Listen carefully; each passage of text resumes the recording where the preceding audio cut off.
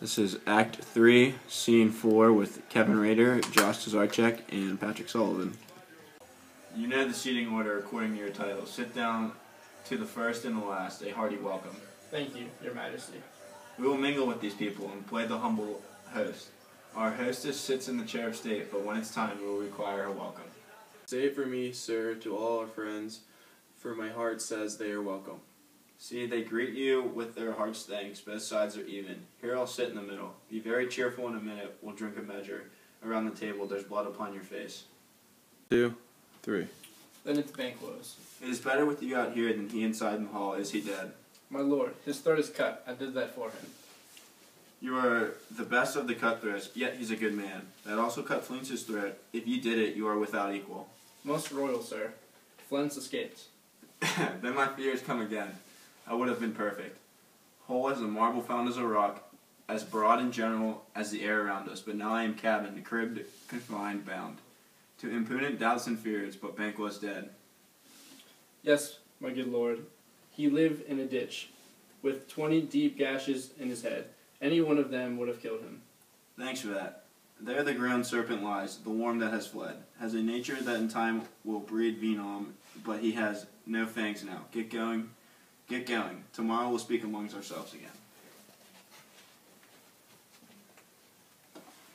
Lord, you don't give the toast. A good dinner for guests is more like one that brought that rather than given. If the host doesn't make frequent toast, with no toast you might as well stay home. Because away from home, ceremony is the sauce to meat. Getting together would be bare without it.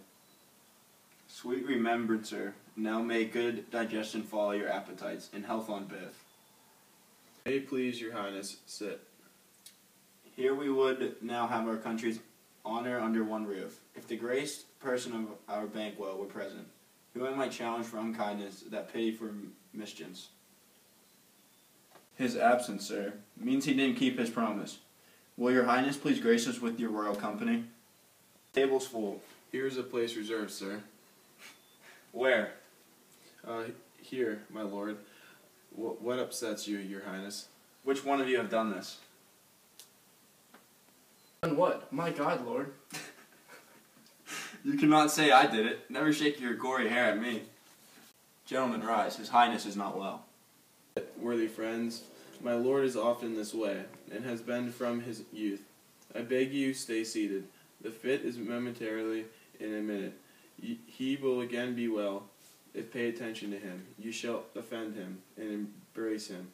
Eat and ignore him. Are you a man? Yes, and a bold one that has the courage to look on a sight which might shock the devil. Oh, complete and utter nonsense. This is the very image of your fear.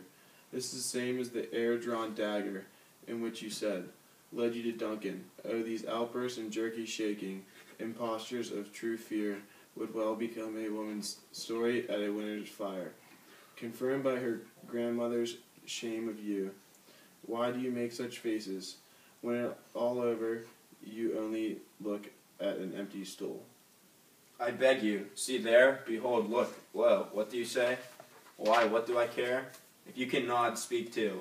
If mortuaries in our graves must send those that we bury back, our tombs shall be the stomachs of birds. What are you made weak by this vision? As I stand here, I saw him. For shame, for shame. Blood has been shed before now in the old days, before laws cleaned up the Commonwealth, and yes, since then murders have been performed. Too terrible to hear the time has been, then what the brains were out, the man would die. And that was the end of it. But now they rise again, with 20 mortal murders on their crowns, and they push us from our stools. This ghost is more strange than such a murder is. My worthy lord, your noble friends are missing you. I forgot. Do not muse me, my most worthy friends. I have a strange infirmity, which is nothing to those that know me. Come, love, and health to all. Then I'll sit down. Give me some wine. Fill my cup full. I drink to the general joy of the whole table, and to our dear friend Banquo, whom we miss. Would he wear here? To all, and to him we miss, and all to all. Our duties in the pledge. Be gone, and get out of my sight. Let the earth hide you. There is no marrow in your bones, your blood is cold. You have no sight in the eyes that you stare with. Think of this, good peers, only as a common occurrence, it's nothing else, except it spoils our good time. What man has courage to do, I have courage to do. You can approach me like the rugged Russian bear, the armed rhinoceros, or the Hurricane tiger. Take any shape with this one, and my steady nerves will never shake again, or be alive again, and challenge me to fight you in desert with your sword. If I had the habit of shaking, to proclaim that I am the doll of a girl, here, horrible shadow, unreal mockery here. Why? So since you've gone, I'm a man again. I beg you, sit still.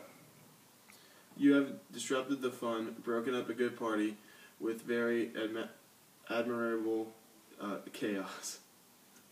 Can such things be that can overcome us like a summer's cloud, without puzzling us? You treat me like a stranger, unlike my usual self. When I wonder now how you can behold such sights, and keep the natural rubbing of your cheeks when mine are blanched with fear. Lights, my lord. I beg you, don't speak. He grows worse and worse. Questions enrage him. Now good night. Don't worry about leaving by rank. Only go at once. Night. In better health, attend his majesty. And good night to all. It will have blood. They say blood will have blood. Stones have been known to move, and trees to speak. Predictions and relationships understood have brought forth even the most perfect murder. By magpies and crows and blackbirds, what time is it? Almost the middle of the night. What do you think about Macduff's refusing to be at our great bidding? Did you invite him, sir? I was told so, but I will send it. There's not one of them except for his house. I don't keep a bride servant. I will go tomorrow. And I will go early in the morning to the weird sisters. They shall speak more. For now I am determined to know the worst by the worst means. For my own good, all other problems will have to wait. I am now so far steeped in blood that if I don't wade in it anymore, it doesn't matter if I'm getting out of it or going over it. I have strange things in my head that need to be figured out, which must be done quickly before others look at them closely. You need to sleep. Come, we'll get sleep. My unexplainable violation of who and what I am is the only fear of someone new to these things. We are still only youngsters in what we're doing. Lady Macbeth. Ross. Lennox. Macbeth. Lords. Murder.